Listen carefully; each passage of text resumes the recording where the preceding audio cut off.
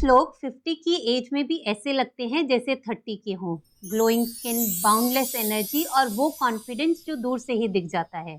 और कुछ लोग 30 की एज में भी थके थके, डल और एकदम एज्ड लगते हैं। कभी सोचा है कि ये डिफरेंस क्यों होता है? एंड गेस व्हाट, इसका रीजन लक, बोटॉक्स, सप्लीमेंट्स या फिर आपके एक्सपेंसिव मिरेकल सीरम नहीं है। ये डिपेंड करता है आपकी डेली हैबिट्स पर, आपके लाइफस्टाइल पर और छोटी छोटी डेली चॉइसेस पर। क्योंकि यूथ सिर्फ फेस पे नहीं बल्कि आप कैसे जीते हैं उस पर डिपेंड करता है।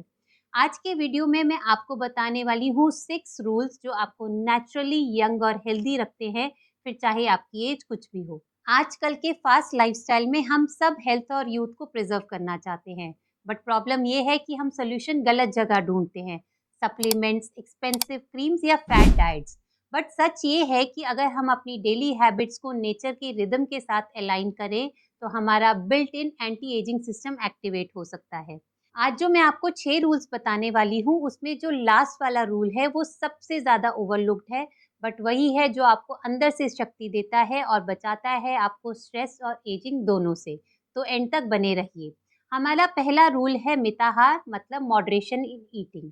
जब भी आप खाना खाते हैं एक बात याद रखिए कि अपना पेट पूरा नहीं भरना है।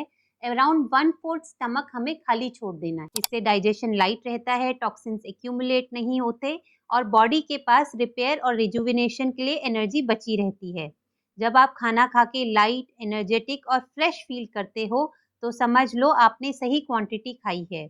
लेकिन अगर खाना खाने के बाद हेवीनेस, नींद या ब्लोटिंग हो तो क्लियर सिग्नल है कि खाना ज़्यादा हो गया है। और याद रखिए, सिर्फ क्वांटिटी नहीं, क्वालिटी भी इक्वली इम्पॉर्टेंट है। जब आप सीजनल, रीजनल और फ्रेश फूड खाते हो तो वो सिर्फ न्यूट्रिएंट्स नहीं देता बल्कि प्राण शक्ति को एक्टिवेट करता है। और यही वो प्राण शक्ति है जो आपको नेचुरली यंग और वाइब्रेंट रखती है। हमारा दूसरा रूल है deep rest and quality sleep.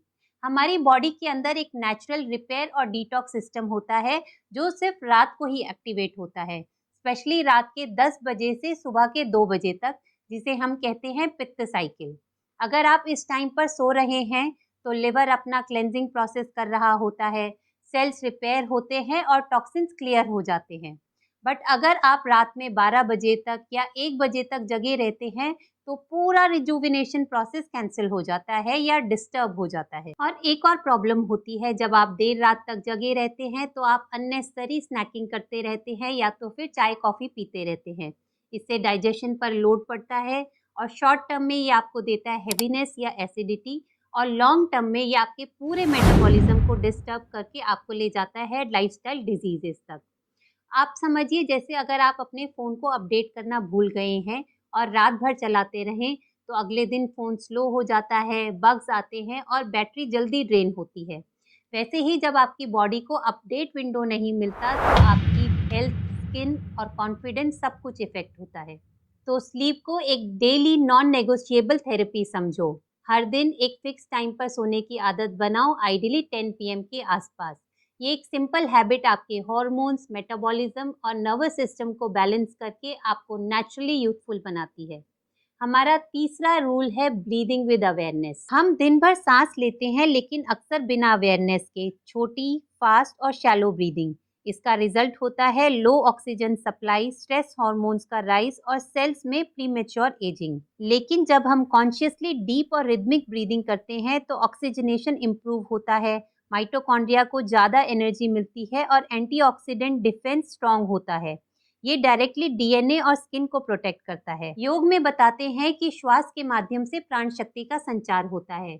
जब आप अवेयरनेस के साथ ब्रीदिंग करते हैं तो प्राण शक्ति का फ्लो स्मूथ हो जाता है, और यही वो प्राण शक्ति है जिससे आपको मिलता है वो ग्लो, वो वाइटलिटी, वो कॉन्फिडेंस जो आपके यूथफुलनेस का असली सीक्रेट। सोचो अगर एक रूम की विंडोज बंद हैं तो एयर सर्कुलेशन रुक जाता है और रूम स्टफी लगने लगता है। बट जैसे ही आप विंडोज खोलते हैं तो फ्रेश एयर अंदर आती है और रूम वापस से लाइवली लगने लगता है। तो वैसे ही जब हम कॉन्शियसली ब्रीदिंग करते हैं अवेयरनेस के साथ में, तो हमारे अंदर एक नई ऊर्जा का संचार होता है, एक ऐसा रिन्यूअल प्रोसेस स्टार्ट होता है जो नेचुरली एजिंग को कम करता है।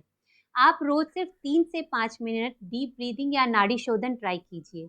ये सिंपल सी प्रैक्टिस आपकी बॉडी को सेल्यूलर लेवल पर रिजुविनेशन देती है। अब हम बढ़ते हैं अपने चौथे रूल की तरफ, जो कि है स्टेइंग इमोशनली लाइट।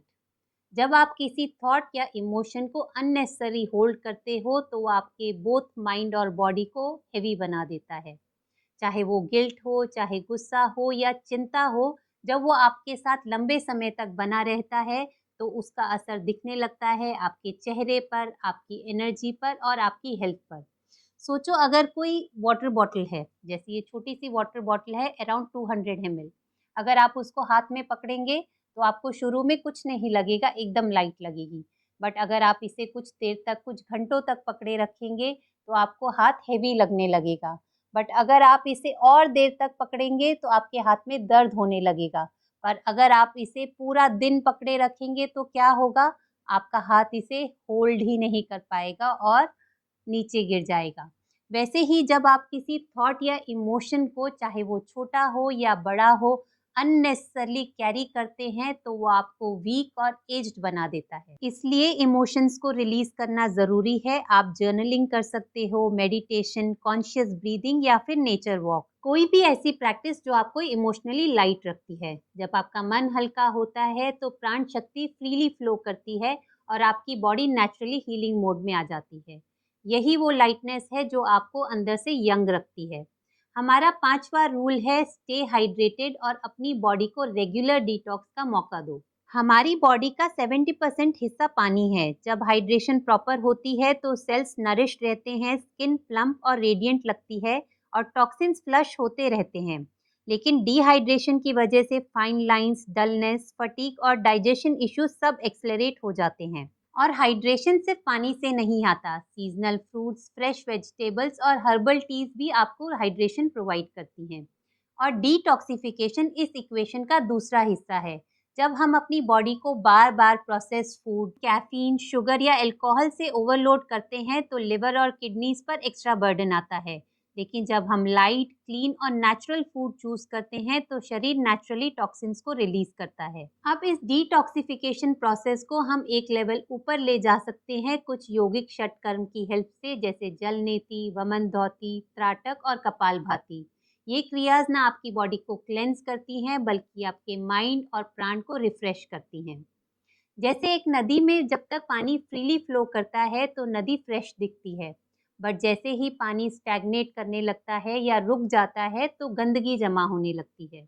वैसे ही हाइड्रेशन और डिटॉक्सिफिकेशन आपकी बॉडी के अंदर एक कंटिन्यूअस फ्लो बनाए रखते हैं जो आपको फील कराता है फ्रेश, लाइट और यंग। और अब बारी है हमारे सबसे इम्पॉर्टेंट बट सबसे ज्यादा ओवरलुक्ड रूल की, जो कि है हमारा last rule, surrender and trust in divine grace. हर इंसान पूरी कोशिश करता है अपनी planning, hard work, control, but हमारी लाइफ में कुछ ऐसे मोमेंट्स आते हैं जहाँ पर हमारे एफर्ट्स धरे के धरे रह जाते हैं और वहाँ पर एक और इंटेलिजेंस काम करती है जो हमसे बड़ी है, जो हमेशा चल रही। जब हम उस डिवाइन ग्रेस को एक्सेप्ट करते हैं तो मन के अंदर एक शांति आती है और जब मन रिलैक्स होता है तो शरीर भी अपना बर्डन छोड़ देता है।